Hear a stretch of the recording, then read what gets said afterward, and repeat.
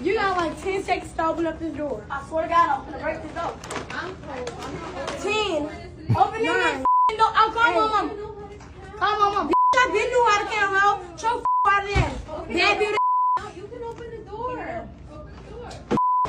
I'm gonna open up this door because I'm not playing. All I fucking know is y'all better open it. I'm not playing.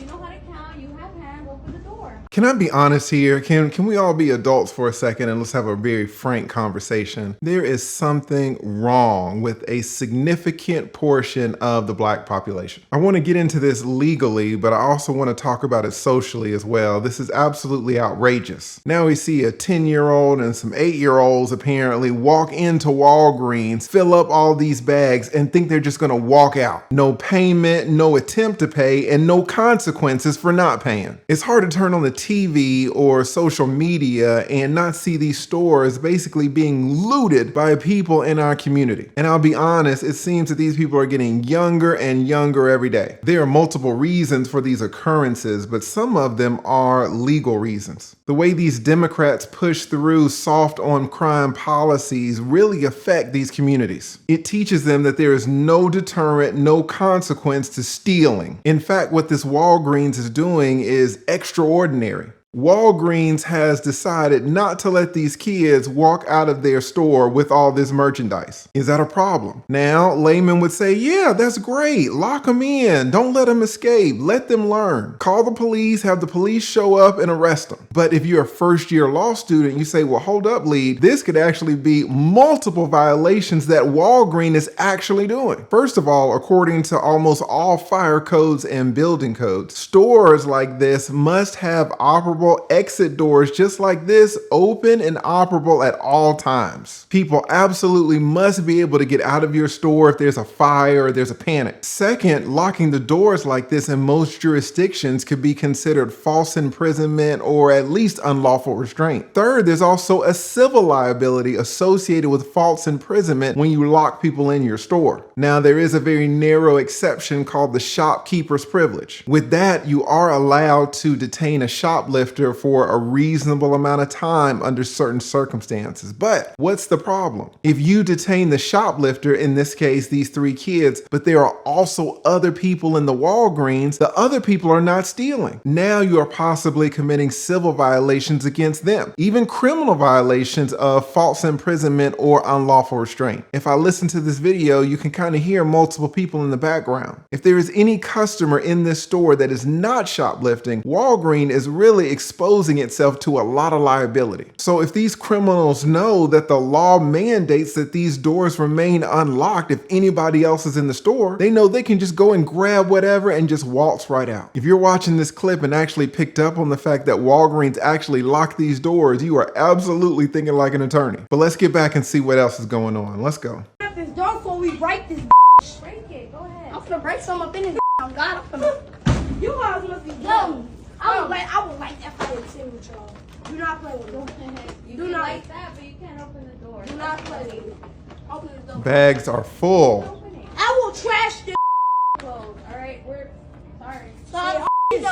Absolutely incredible. I want you to tell me what the solution is because I'm going to explain why this is so outrageous. You know, this situation, guys, is much more complex than it looks to be on the surface. If these were adults walking in and stealing stuff, what would typically happen? Well, they would just get away. If they didn't get away, what would happen? Well, they might be detained, and if the value of what they stole was under $750 or $1,000 or whatever it is in that jurisdiction, there wouldn't even be a criminal prosecution. They would just be trespassed from the store. So many times these stores elect not to prosecute these cases. So you give them a trespass so that they don't come back. That's for adults. When you add the fact that these are juveniles, it adds a much more complicated layer to the whole scenario. Not to get too deep into it, but generally speaking, when you commit a crime, there needs to be some type of intent. It's interesting that if a husband and wife are at home and they're arguing and the husband pulls out a gun and shoots the wife in the head and she dies, that husband can be found found guilty of murder. What's the result? Well, many years in jail and you have the wife who is dead. But suppose that the husband and wife got into an argument, didn't resolve it, but went to sleep. The husband is a sleepwalker. He raises himself up off the bed. He goes in the drawer, grabs the same gun, turns and shoots the woman in the head. She's dead in the bed. Is he guilty of murder? No. The result is the same in that the wife is dead, but he's not going to do a day in prison. Now, why is that? Well, if you are truly asleep, then you are not conscious. Your actions are involuntary. You in that scenario cannot form the necessary intent to kill anybody or to commit any crime. So because you lack what attorneys call mens rea, because you lack this rational intent, you would not be found guilty of murder, even though in both scenarios the wife is dead. Well, here, guys, in this Walgreens, the laws in every state recognize that at certain ages, children cannot form that necessary intent to commit crimes. In almost all jurisdictions, anyone under the age of 7 can't commit a crime. They just don't have the mental capacity to form the necessary criminal intent. If a 2-year-old finds a gun and shoots you dead, I'm going to put the 2-year-old in prison? No, he doesn't know what he's doing. Well, here in Walgreens, we have, I think, a 10-year-old and some 8-year-olds. In most jurisdictions, the law say, listen, anything under 7, you got to let them go. Around 7 to 11, 7 to 12, there's a presumption that they can't form the necessary criminal intent, but that presumption can be overcome with certain evidence. Here, these kids are kind of right in between 10, 9, 8. Do you think that they know what they're doing? Do you think they appreciate the consequences? The point is that if prosecutors are letting adults steal with very little consequences, imagine them wanting to prosecute a child. They're never going to prosecute these children. We all look at this video and of course we immediately want to blame these kids, but is that really the root of the problem? Are we blaming 8-year-olds for stealing? Like, where are the parents, right? These kids are with their big sister, their adult sister, in another video, and they talk about their sister and their mom. Let's check that out for a second. Maybe we can get some more information. All right, so here are the kids with their big sister. Okay, so y'all,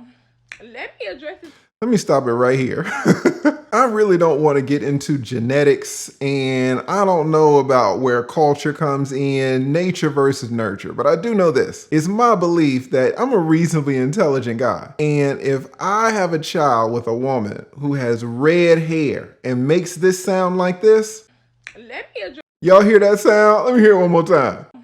Let me address this motherfucker. My kids are not going to come out right. Is it bad to say that these kids are turning out exactly how we think they should given their environment? I want to see the fathers of these kids. You know, are they doctors? Are they engineers? Were these kids doomed from the start, I guess is what I'm asking. Look at their role models. Look at how they talk. Let's listen to how these kids talk for a second. Let me sit up. What y'all sit up right. So these people in the comments, what y'all got to say to them? Okay, so please, can people stop saying they mama poor, they can't afford food, our mama can't afford And food. second of all, we fully dressed. We got get clothes. more money than you. We Second got of all, y'all get off. Y'all sister, this is not my mama, this is my sister. She make more money than you. She got her own house. She pay her own bills. She got more than you. You broke. You ain't getting no motion. And that was not. This is absolutely terrible. I feel like if I had a baby and that baby grew up in this environment, my child would be ruined. You got an 8-year-old talking about my sister got more money than you, got her own house, pay her own bills. Do these kids, as they are right now, really have a good chance at life? Are we really going to blame them totally for the stealing? Look at the environment in which they're being raised. Food inside that bag that was snacks and toys. And if it was, yeah, that's what y'all like the.